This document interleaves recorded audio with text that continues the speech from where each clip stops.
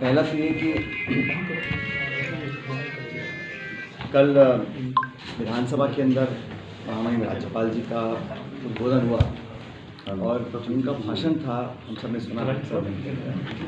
परिपाटी ये है कि जो राज्य सरकार अपने कैबिनेट से भाषण तैयार करती है, गवर्नर साहब को वही उद्बोधन देना पड़ता है।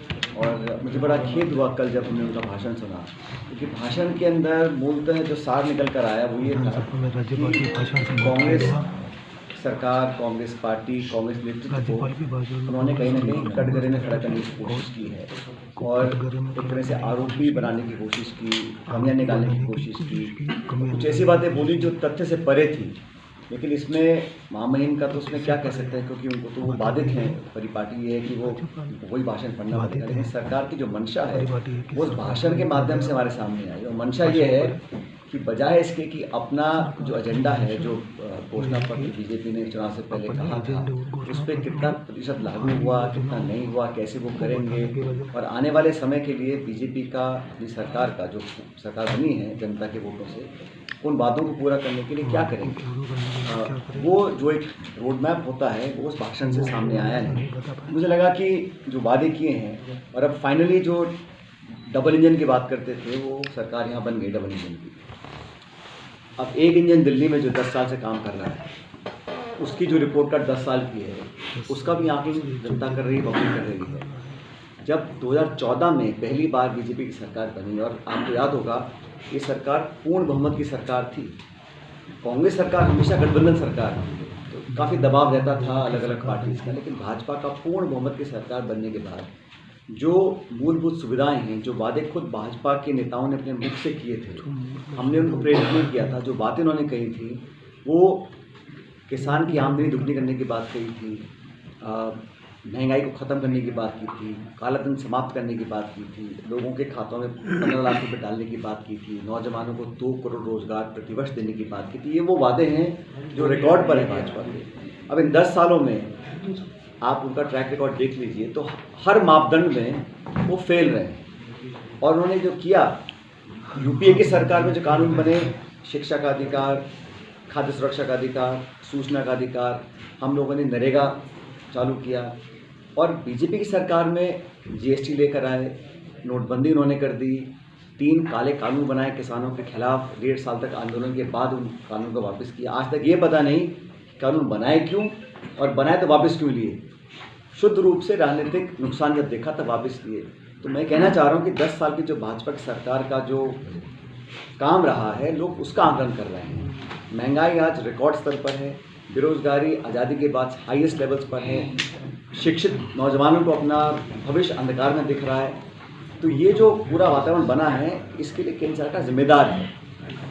चुनावों में जब वोट लेना है तो किन मुद्दों पर ध्यान केंद्रित करना है, कैसे ध्रुवीकरण करना है, विज्ञापन, इश्तिहार, प्रोपेगेंडा, सोशल मीडिया माध्यम से एक माहौल बनाना। लेकिन धरातल पर जो काम करना चाहिए था, मैं मानता हूँ सरकार नहीं कर पाई है। इसलिए जो तमाम विपक्ष की पार्टियां हैं इकट्ठा होकर चुनाव लड़ रही हैं, और मैं समझता हूँ बहुत जल्द जो सीटों का बंटवारा है वो फाइनल स्टेजेस में आ जाएगा। उसकी घोषणा भी इंडिया अलायंस की सभी गठबंधन के साथी करेंगे। तो ये चुनाव होगा, हमारी कोशिश रहेगी कि चुनाव हम लोकसभा का लेकर आएँ इश्यूज़ पे जो जनता के इश्यूज़ हैं, पब्लिक के, विमेन सेफ्टी के, किसानों के, हमारी जो पहलवान बच्चियाँ धरने बैठी रही इतने महीनों तक जंतर मंतर दिल्ली में, उस पर कोई कार्रवाई नहीं करी। तो आप एक तरफ सशक्तिकरण की बात करते हैं महिलाओं की, दूसरी तरफ उन बच्चियों का जिन्होंने शौर्य प्राप्त किया, ओलंपिक में मेडल लेकर आए, देश का नाम रोशन किया, उनकी बात को आपने सिरे से खारिज कर दिया। तो ये सब बातें जनता देख रही है, उनके जहन में सारी हकीकत मौजूद हैं। इसलिए हम चाहते हैं कि इशू बेस्ड पॉलिटिक्स हो, परफॉर्मेंस, गवर्नेंस, डिलीवरी, और आपकी जो 10 साल की रिपोर्ट कार्ड है उस पर चर्चा होनी चाहिए, उस पर वाद विवाद हो, उस पर जनता मन बनाए। बीजेपी की कोशिश ये है कि मुद्दे ऐसे हों, जज्बाती हों, भावनात्मक हों, ताकि जनता का ध्यान डाइवर्ट रहे। तो इन बातों को लेकर जनता में हम लोग अपनी बात रखेंगे। और कांग्रेस प्रेसिडेंट खड़गे साहब हैं, बाकी नेता हैं, तो प्रचार बहुत जल्द चालू करेंगे देश भर में। राहुल जी ने यात्रा चालू करी है मणिपुर से। मैं मणिपुर गया था, इम्फाल में, और जो रिस्पॉन्स वहाँ पर था, एक छोटा प्रदेश उत्तर पूर्व में, उसकी राजधानी में, वहाँ लोग सहमे हुए हैं, भयभीत हैं, डरे हुए हैं, हिंसा का शिकार हुए हैं, बलात्कार हुए हैं, मर्डर हुए हैं, सरकार नाम की चीज़ वहाँ बची नहीं है। वहाँ भी डबल इंजन है। वहाँ पर आज तक क्यों नहीं सरकार जाकर सिचुएशन को संभालने की चेष्टा भी उन्होंने करी है। इसलिए राहुल जी ने बड़ा सोच समझकर मणिपुर से यात्रा को चालू किया, ताकि संदेश जाए कि छोटा राज्य है, महत्वपूर्ण है हमारे लिए, एक एक जान, एक एक व्यक्ति की सुरक्षा हमारे लिए महत्वपूर्ण है। और ये जो भारत जोड़ो न्याय यात्रा है, ये यात्रा भी जो शोषित वर्ग हैं, जो जिनकी बात को सुन नहीं रहा, जो अपने आप को दबा हुआ महसूस करते हैं, उन लोगों तक अपनी बात पहुंचाकर उनको न्याय दिलाने की कोशिश की है। 14 राज्यों में यात्रा जाएगी और राजस्थान में शायद 2 ही दिन का कार्यक्रम है, लेकिन यहाँ 2 दिन का यहाँ पर भी होगा। तो यात्रा से के माध्यम से राहुल जी ने देश में संदेश देने की कोशिश की है। और ये मैं इसलिए नहीं कह रहा हूँ कि ये ज़रूरत कांग्रेस पार्टी की है, ये ज़रूरत पूरे देश की है, पूरे मुल्क की है। जो वातावरण बना है, जो एजेंसीज़ को लगातार एक सिस्टमेटिक तरीके से खोखला करने का काम किया है, जो इंस्टीट्यूशंस हमारे देश के 70 साल से इनको सीचित करने का काम अलग अलग सरकारों ने किया, इस 10 साल में इस सरकार ने उसको बिल्कुल खोखला बना दिया है।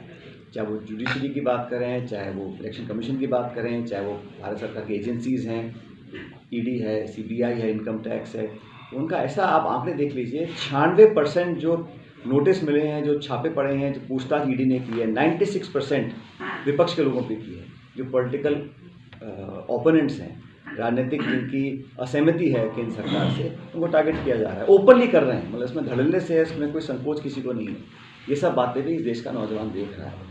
तो मैं ऐसा मानता हूँ कि आने वाले समय का जो चुनाव है, राजस्थान में हम लोग ये चुनाव हारे, बड़ी हमने कोशिश की कि ये 30 साल की परंपरा टूटे। ये 5-5 साल का जो होता है सरकार कांग्रेस और बीजेपी, मैंने बहुत कोशिश करी है। मुझे बड़ा खेद है कि हम सरकार बना नहीं पाए। और लेकिन ये बात भी सच है कि हमारा जो मत प्रतिशत है, जो हमारा वोट शेयर था, वो कम नहीं हुआ है। और सरकार बनने के तुरंत बाद एक बाई इलेक्शन हुआ नगर जिले में।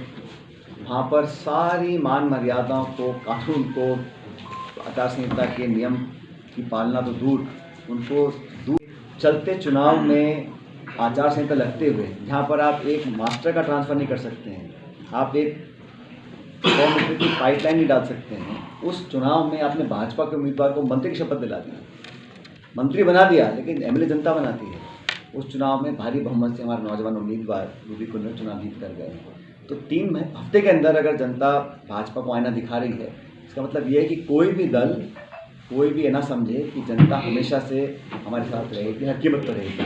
तो पब्लिक में, जमहूरियत में, लोकतंत्र में जनता जनार्दन है। और ये जो उन्होंने शुरू में आईना दिखाया है सरकार को, ये उनको मजबूर करेगा अपने गिरबान में झाँक कर देखें। सरकार बने महीना भी नहीं हुआ है, और क्योंकि सरकार अभी बनी है, तो मैं आलोचना नहीं कर रहा हूँ, लेकिन जो संकेत मिल रहे हैं, जो आपने नाम बदलने शुरू कर दी योजनाओं के, बच्चों की नौकरी आपने ख़त्म कर दी। मैं कल जयपुर में धरने पे गया था।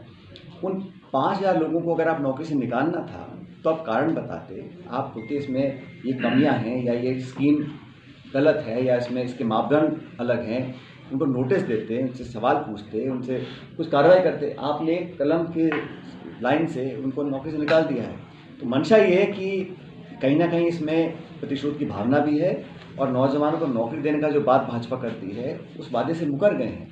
आप नए अवसर कहाँ देंगे? आप जिनको अवसर दे रखे हैं, सिर्फ ये बोलकर कि इस योजना का नाम राजीव गांधी के नाम पर रखा था, प्रतीत तो यही होता है। ये बच्चों ने मुझे कहा, जो मिला उनसे कल, तो सारी बातें जनता के सामने हैं।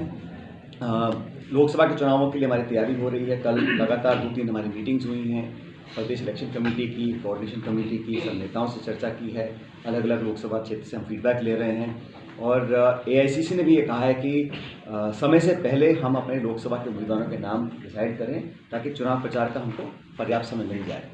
तो इन सब बातों पर हमने जयपुर में चर्चा की है, और उदयपुर में हम सब, हमारे दोनों शहर जिलाध्यक्ष साथ में मौजूद हैं। संगठन पूरी तैयारी में लगा हुआ है, और मैं मानता हूँ इंडिया अलायंस का जो परफॉर्मेंस रहेगा, देखिए, क्योंकि इस बार हर पॉलिटिकल पार्टी सीट ज़्यादा चाहती है, तो हमारे जो इंडिया अलायंस के पार्टनर्स हैं, हम सबको भी कहीं ना कहीं थोड़ा गिव एंड टेक करना पड़ेगा, और वो नेगोशिएशन चल रहे हैं। तो संभवतः इस बार कांग्रेस पार्टी शायद उतनी सीटों पर ना चुनाव लड़े जितनी पे हम 2019 में लड़े थे। इसका मतलब ये है कि जहाँ पर द्विपक्षीय मुकाबला है, जिन स्टेट्स में सीधा कांग्रेस बीजेपी की टक्कर है, उन स्टेट्स में कांग्रेस पार्टी को और बेहतर परफॉर्म करना पड़ेगा, क्योंकि हम कम सीटों पर लड़ेंगे तो हम लोगों को हमारा जो स्ट्राइक रेट है उसको बढ़ाना पड़ेगा। इसलिए पूरी ताकत के साथ सभी पार्टी के नेता कार्यकर्ता एकजुट होकर लड़ रहे हैं। और इन विधानसभा चुनावों में हम नहीं जीत पाए, लेकिन हमारा वोट शेयर छत्तीसगढ़ में, राजस्थान में जितना पहले था उतना ही है, वोट कम नहीं हुआ है, हमारा समर्थन उतना ही है। मैं आशावान हूँ कि लोकसभा चुनाव में कांग्रेस पार्टी का परफॉर्मेंस बेहतर होगा इस बार। चुनाव प्रचार में आपका पूरा उपयोग हुआ या नहीं हुआ, क्योंकि हेलीकॉप्टर वाले फोटो का इंतजार रहा? ऐसा नहीं है, पार्टी ने जहाँ उसको जो दायित्व दिया उसको सबने पूरे तरह से निभाया। और कोई कुछ भी कहे, लेकिन हम पिछली बार हमारे रह गए थे 55-56 विधायक, फिर रह गए थे 21, इस बार हम लगभग 70 विधायक जीत कर आए हैं। तो पूरा एफर्ट किया, कुछ कमियाँ रही होंगी, उस पर हमने मीटिंग दिल्ली में करी है, विश्लेषण भी किया है। और मैं क्या कमी, हमारा इंटरनल डिस्कशन है, लेकिन इतना मैं जरूर कुछ तो बता सकते हैं आप? मैं सोच रहा हूँ अब जब परिणाम आ गए हैं तो मुझे लगता है कि अगर हम, जैसे हमने कई नए लोगों को मौका दिया इस बार, और